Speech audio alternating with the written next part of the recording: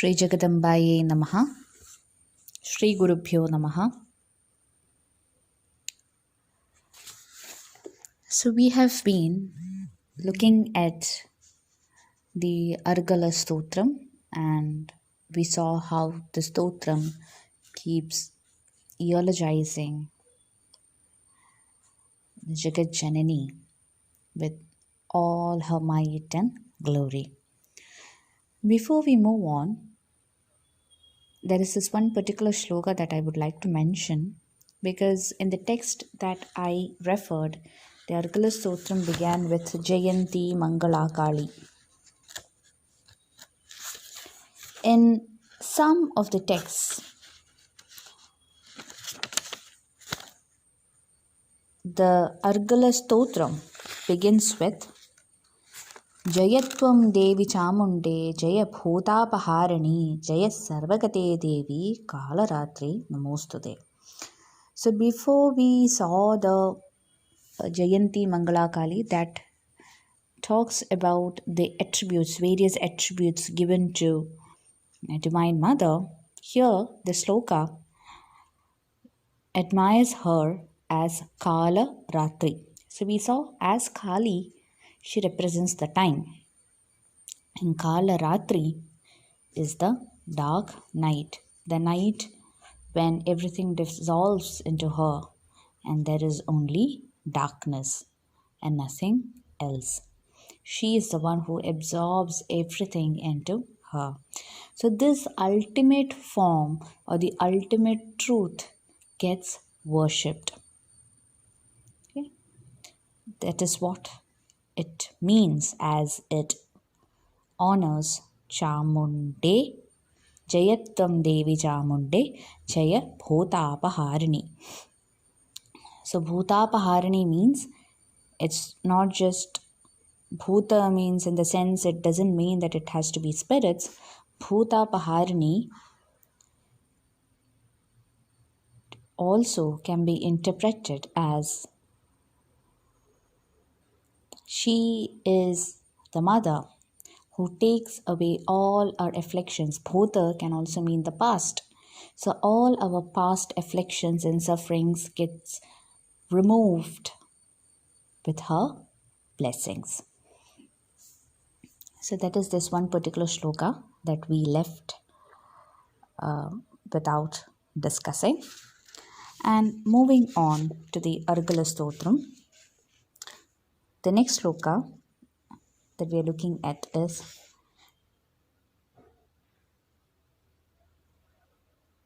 Chandike Sadatam Ye Tvam Archayantiha Bhaktitaha.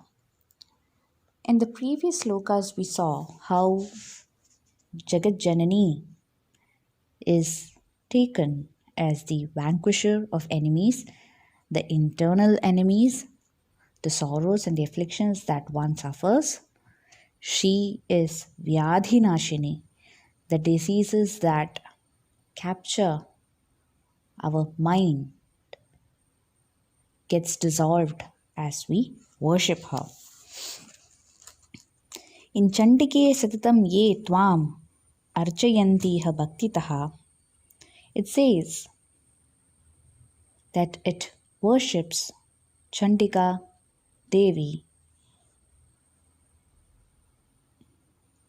who blesses the devotee with the bhakti, the grace, and ultimately it is her blessing that decides whether we have the instinct to go on a search to know about the Brahman or the truth. So only if she has the will, then we will develop that will to progress in our spiritual life. So if we have been blessed by her, think that you have been given the opportunities to think about her, to know more about her. Only if she wishes, we will have that opportunity. So the fact that we are reading Devi Mahatmyam and we are thinking about her also shows that she has indeed blessed us, and she has given us a flat platform or an opportunity to meditate on her. Dehi saubhagyam arogyam, dehi me paramam sukham. So we discussed how she is the Mangala Devi. She is Vyadhinashini and she is Shatru Nashini. So what happens if we are blessed by her and she takes away all our internal sorrows? Then we are happy beings. And this happiness, this eternal happiness, would give us all the saubhagyams, because the ultimate happiness that one achieves, as there is a sort of detachment and a balance in one's emotions, then there is no success or defeat, no joy nor sorrows. It's a state of equilibrium, and he or she remains unaffected no matter whatever the circumstances be. In that way, she gives us all the saubhagyams, all the prosperity and auspiciousness, because it really doesn't matter. The money does not decide the prosperity. And dehi me paramam sukham. So she gives that ultimate happiness. What is the use of the fleeting happiness that just remains till we taste the success? And once we achieve it, we are back again to square one. So, what is the use of such happiness? What is the use of living as such a fleeting life or a soul, where happiness is dependent upon external resources? Happiness is something that should be discovered within.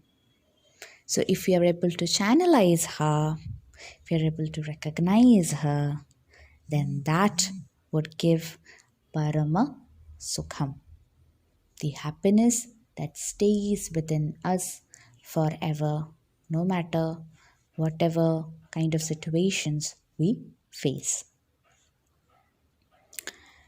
Videhi dvishitam nasham videhi balamuchakaihi. So now we request her, so we know that she is the ultimate happiness. Her realization is the ultimate truth. So, destroy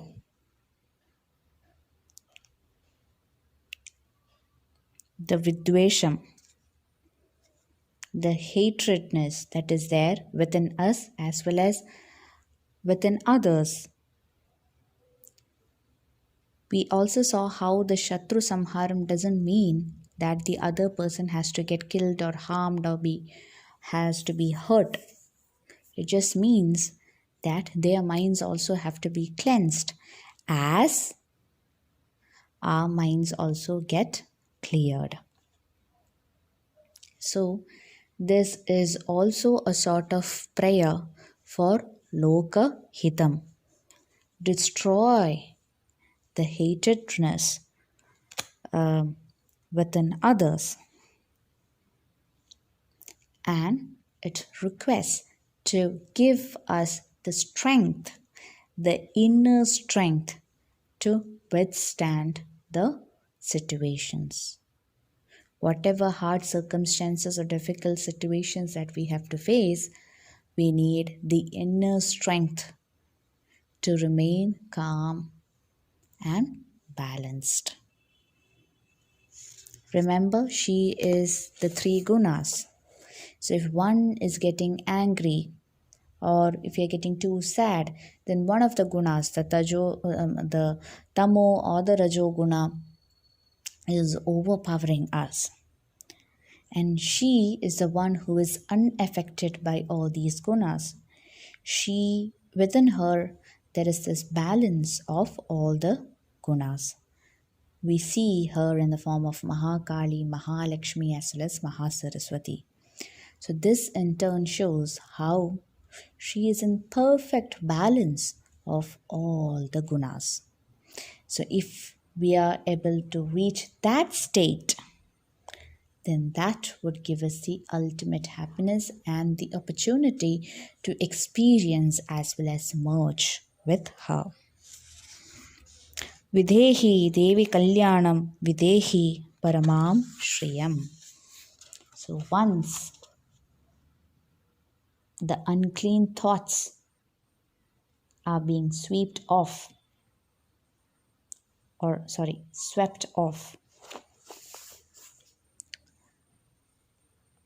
then what happens?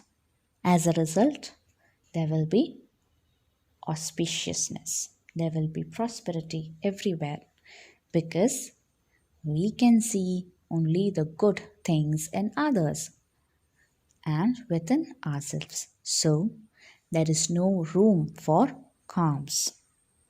So, there is materialistic prosperity as well as spiritual prosperity because we are in that state of equilibrium. So, there is Shriyam as well as Kalyanam. Sura Asura Shiro Ratna Samstute Charanembige. So she is that divine mother, the Jagat Janini, the Jagan Mohini, whose feet is equally revered by the Devas, the celestial gods, as well as the Asuras. What does this mean? This shows that if we take Jagadamba as the inner energy, we can interpret it as the inner energy within us is always in a tug of war between the good and the bad, the positive and the negative thoughts. We all have the Devas and Asuras within us. Even the Samudra Manthana that happens in the Srimad Bhagavata Purana, it also talks about the churning that happens within the mind, the tug of war between the positive and the negative, the Devas and the Asuras keeps happening. And as we keep churning our chaotic mind, which is as chaotic like the Ksheerasagaram, as we keep churning, finally Dhanvantari would emerge with a pot of nectar. So here nectar is the symbolic representation of the refined thought that one would get after the churning. So every day there is a psychological battle between the good and the bad, the positive and the negative. Hers is the feet, Divine Mother, has such a glorious feet, which is equally revered by the Devas and the Asuras. So, one interpretation we can give is that we all have the battle within us. 1. 2. Whether it is Deva or Asura, it is the same energy. It all depends on the way we spend it. Which means, ultimately, if both Devas and Asuras worship her, then as a devotee, we should see her reflection in everything, whether they are positive or negative. Shri Jagadambaye Namaha.